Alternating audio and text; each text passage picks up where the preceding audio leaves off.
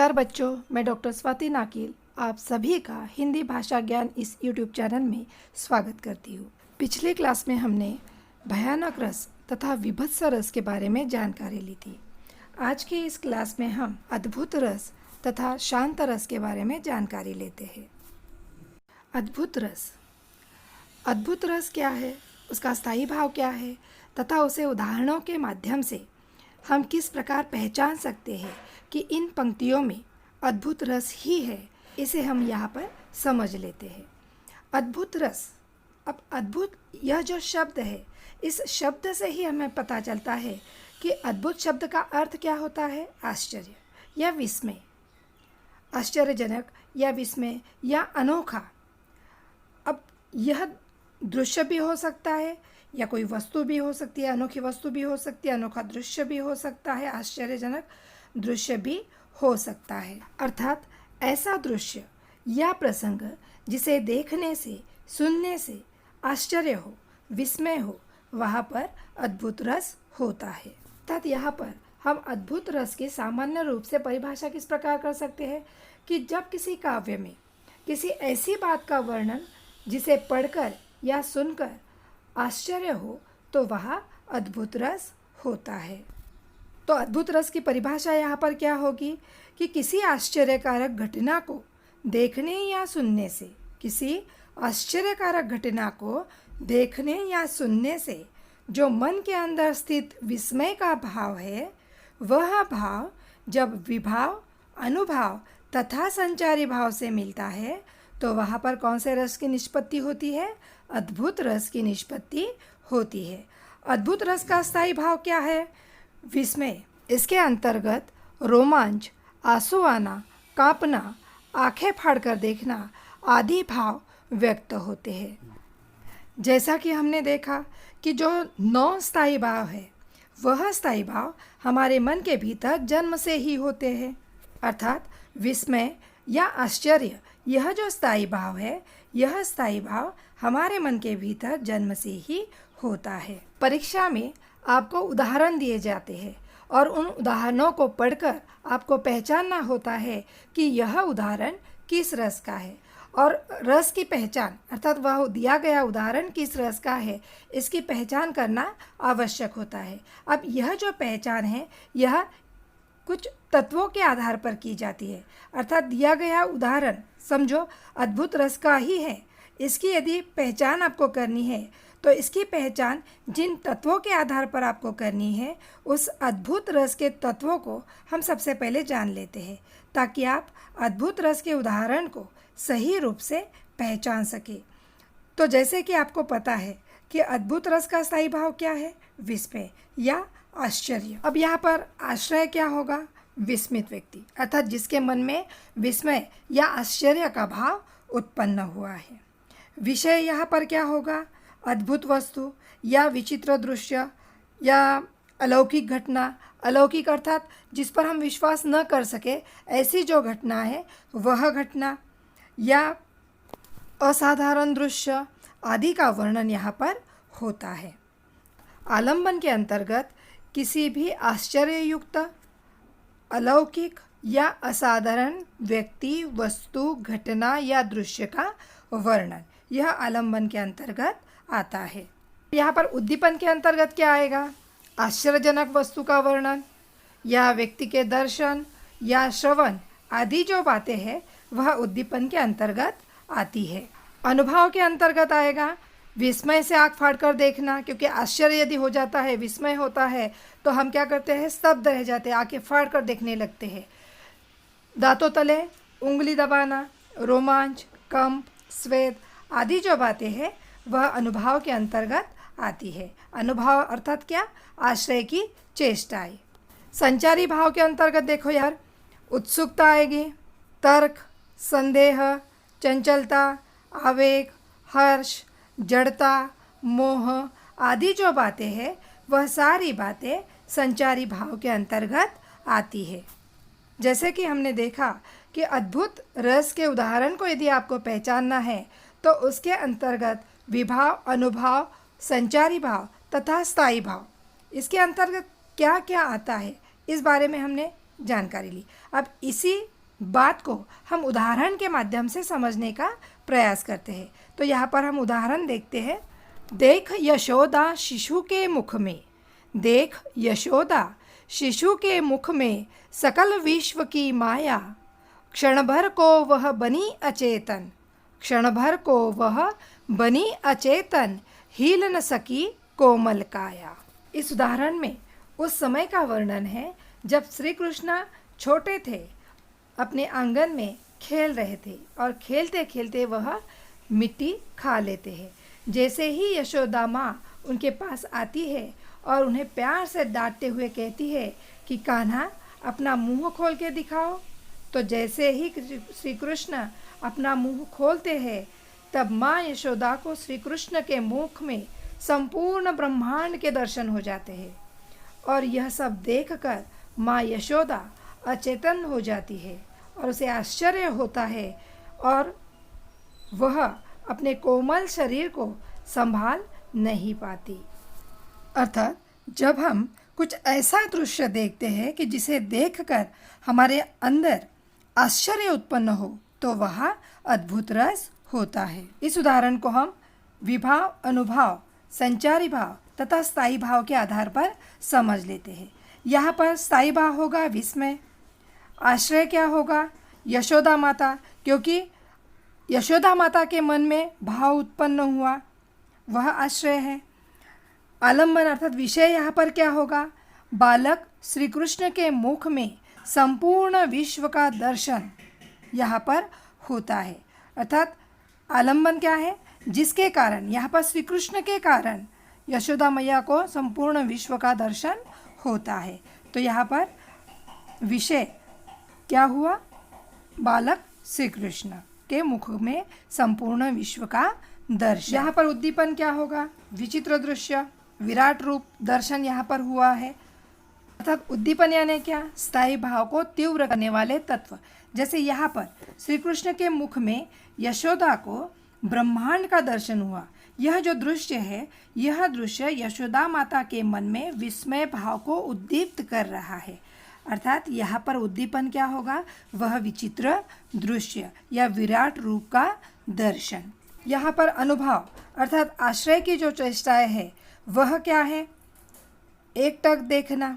यहाँ पर यशोदा माता की चेष्टाएं आएगी क्योंकि यशोदा माता के मन में विस्मय का भाव जगा है, तो उनकी जो चेष्टाएं है वह क्या होती है कि उस दृश्य को देखकर वह एकटक देखती है। यहाँ संचारी भाव के अंतर्गत आता है मति, विबोध। विबोध यानी क्या, पूरा ज्ञान होना।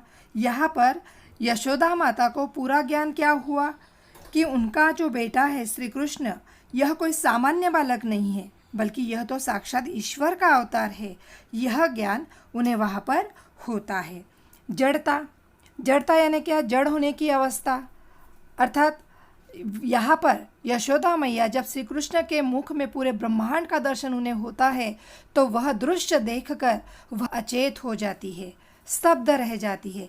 वह जो दशा है वह दशा ही स्थायी भाव को क्या करती है, जागृत करती है। अर्थात यहाँ पर रस हुआ, अद्भुत रस हुआ। अद्भुत रस का और एक उदाहरण हम यहाँ पर देख लेते हैं। उदाहरण को पढ़ते हैं। एक अचंभा देखा रे भाई, एक अचंभा देखा रे भाई, ठाड़ा सिंह चरावे गाई, पहले पूत पीछे भैमाई, चेला के गुरु लागे पाई। कबीरदास जी का उवाच है जिसमें विस्मय उत्पन्न करने वाली बात कही गई है कि यहाँ पर सिंह जो है वह खड़ा खड़ा गाय चरा रहा है। पहले पुत्र जन्मा, बाद में माता ने जन्म लिया, गुरु चेला के पैर लग रहा है। इस प्रकार विस्मय उत्पन्न करने वाली बात यहाँ पर कही गई है। अर्थात इस उदाहरण को यदि हम इस दृष्टि से देखें तो आत्मा माता है और मन जो है वह पुत्र है।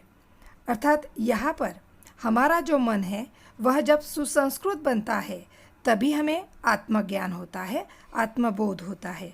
अर्थात इस प्रकार पुत्र पहले जन्मा और माता पीछे। यहाँ पर अगली जो पंक्ति है, गुरु चेला के पैर लग रहा है। अर्थात यहाँ पर देखो, गुरु जो है वह आत्मज्ञान है और चेला जो है वह है संसार का ज्ञान। अर्थात मनुष्य को संसार ज्ञान के उपरांत ही आत्मज्ञान की प्राप्ति होती है और इसी कारण इस प्रकार हम कह सकते हैं कि चेला का पैर गुरु नमन करता है। अर्थात यह जो उदाहरण है यह विस्मय उत्पन्न करने वाला है, आश्चर्य उत्पन्न करने वाला है।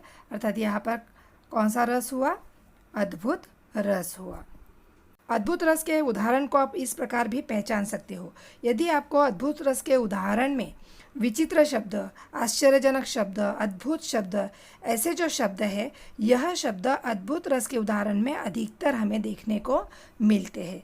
अविश्वसनीय घटना है, स्थिति का वर्णन है। यदि ऐसा वर्णन आपको उन उदाहरणों में दिखाई देता है तो समझ लीजिए वह उदाहरण अद्भुत रस का ही होता है। ठीक है, आइए अब हम अगले रस की ओर बढ़ते हैं। हमारा अगला रस है शांत रस। शांत रस की परिभाषा सामान्य रूप से हम इस प्रकार कर सकते हैं कि जब काव्य को पढ़कर मन में असीम शांति का भाव निर्माण हो या संसार से मोह समाप्त हो जाने का भाव मन में निर्माण हो तो वहाँ पर शांत रस होता है। पर मोक्ष प्राप्ति की इच्छा, अर्थात मनुष्य के मन में मोक्ष प्राप्ति की इच्छा कब उत्पन्न होती है? जब उसके मन में न द्वेष है, न दुख है, न सुख की भावना है, न राग, न कोई इच्छा है। अर्थात मन सांसारिक कार्यों से मुक्त हो जाता है। मनुष्य वैराग्य प्राप्त कर लेता है। उसे संसार की चीज़ें बेकार लगने लगती है। उसकी यह जो धारणा हो जाती है कि संसार नश्वर है, जो आज नहीं तो कल नष्ट होने ही वाला है। अगर कोई तत्व है जो नष्ट नहीं होगा वह है ईश्वर। इस संसार की चीज़ें एक न एक दिन नष्ट होती ही है और ईश्वर का ज्ञान ही सच्चा ज्ञान है। अर्थात संसार की नश्वरता और ईश्वर की सत्ता का ज्ञान हो जाने पर उसके मन में सांसारिक मोह माया के प्रति ग्लानि या वैराग्य सा हो जाता है। ऐसी मनस्थिति में उत्पन्न जो वैराग्य की भावना है उसी भावना को निर्वेद कहते हैं और यही निर्वेद भाव जब विभाव, अनुभव और संचारी भाव से मिलता है तो शांत रस की निष्पत्ति होती है। अर्थात जहाँ मानसिक शांति, सांसारिक विरक्ति और ईश्वर भक्ति आदि का वर्णन होता है वहाँ शांत रस होता है। शांत रस की परिभाषा हम कुछ इस प्रकार कर सकते हैं कि जहाँ पर भक्ति, नीति, ज्ञान, वैराग्य, धर्म, दर्शन या सांसारिक नश्वरता संबंधी प्रसंगों का वर्णन हो वहाँ शांत रस होता है। और शांत रस का जो स्थायी भाव है वह है निर्वेद, जिसे हम उदासीनता भी कह सकते हैं या वैराग्य भी कह सकते हैं, जिसे हम शम भी कह सकते हैं। शांत रस के उदाहरण को समझने के लिए हम इसके तत्वों को पहले समझ लेते हैं। जैसे कि हमने देखा शांत रस का स्थायी भाव क्या है? निर्वेद है, वैराग्य है। उसका आलंबन यहाँ पर क्या होगा? यहाँ पर आलंबन क्या होगा? संसार की क्षणभंगुरती, परमात्मा का चिंतन, ईश्वर का चिंतन, ईश्वर के चिंतन में मन रमने लगता है, सत्संगति, पवित्र आश्रम, तीर्थ, ये सारा आलंबन के अंतर्गत आएगा। उद्दीपन के अंतर्गत क्या आता है? सत्संग है, शास्त्रों का अनुशीलन है, उपदेश है, कथा श्रवण करना है, पवित्र वातावरण है, तीर्थ यात्रा है और वृद्धावस्था है। यह जो बातें हैं यह उद्दीपन का कार्य करती है। अनुभव के अंतर्गत क्या आएगा? अश्रुपात है, सांसारिक विषयों में अरुचि है, प्रभु प्राप्ति का प्रयत्न करना, रोमांच, संसार त्याग, ये सारी बातें अनुभव के अंतर्गत आती है। संचारी भाव में क्या आएगा?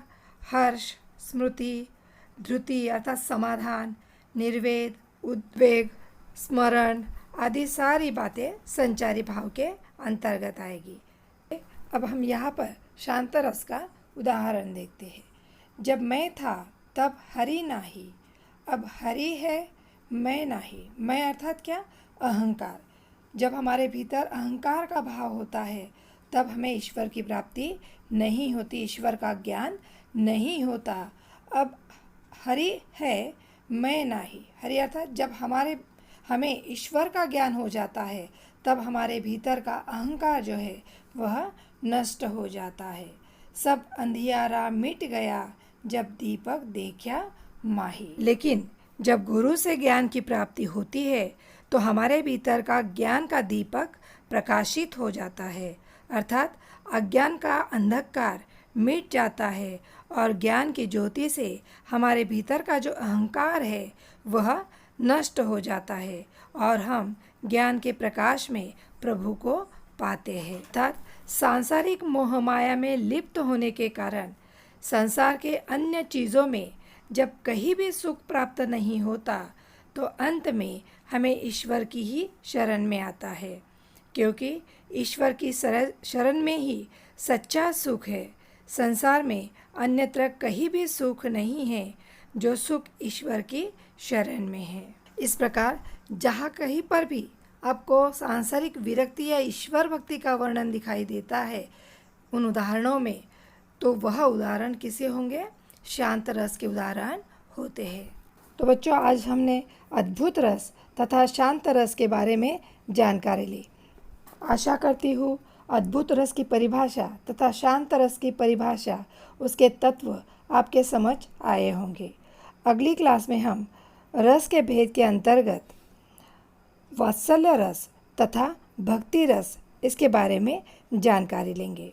यदि आपको यह वीडियो अच्छा लगे तो ज़रूर इसे लाइक करें और अपने दोस्तों से शेयर करें। और हाँ, मेरे इस चैनल को सब्सक्राइब करना न भूलें ताकि मेरे आने वाले वीडियो का नोटिफिकेशन आपको मिल सके।